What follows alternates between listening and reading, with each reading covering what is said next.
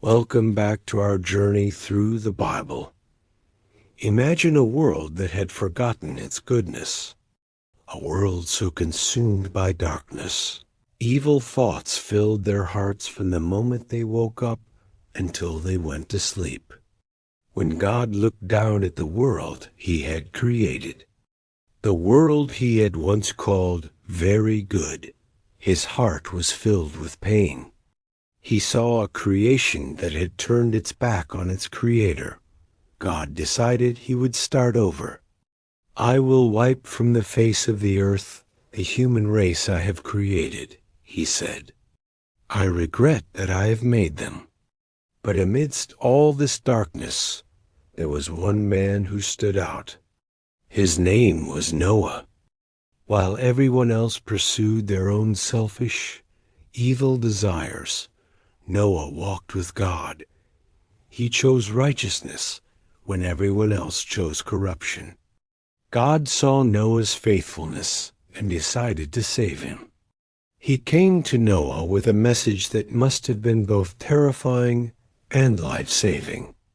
I am going to bring a great flood to destroy all life on earth, God explained. But I will make a covenant with you. You will enter an ark, you and your family. Then God gave Noah the most incredible set of blueprints. Build an ark of cypress wood, he instructed.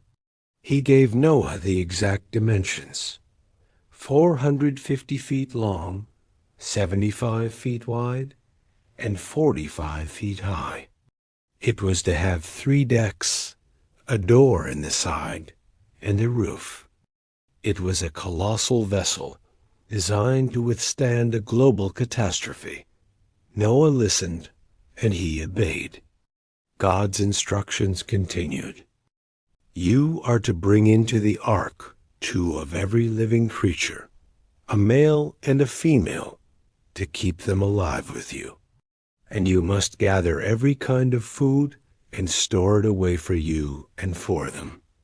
Day after day, year after year, Noah and his sons were out there, building this massive ship on dry land, miles from any ocean. People gathered to watch.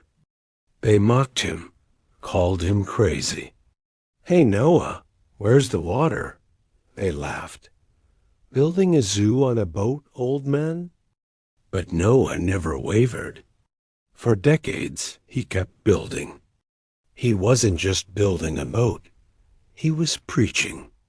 He warned them about the coming judgment, but no one listened. No one believed him. Finally, after all those years of labor and ridicule, the ark was finished. God said to Noah, "Go into the ark, you and your whole family, because I have found you righteous." And then a miracle unfolded. From every direction, animals began to arrive. 2 by 2 they came, walking calmly up the ramp and into the ark. Birds flew in, creatures crawled in. It was a procession orchestrated by God himself. Then Noah, his wife, his 3 sons, Shem, Ham, and Japheth, and their wives, all walked into the ark. Just 8 people, the only ones who had faith. And then God himself shut the door behind them. 7 days later, it began. Rain started to fall. But this was no ordinary storm. The sky ripped open, and at the same time, the springs of the great deep burst forth. Water surged from above and below. For 40 days and 40 nights, the deluge was relentless.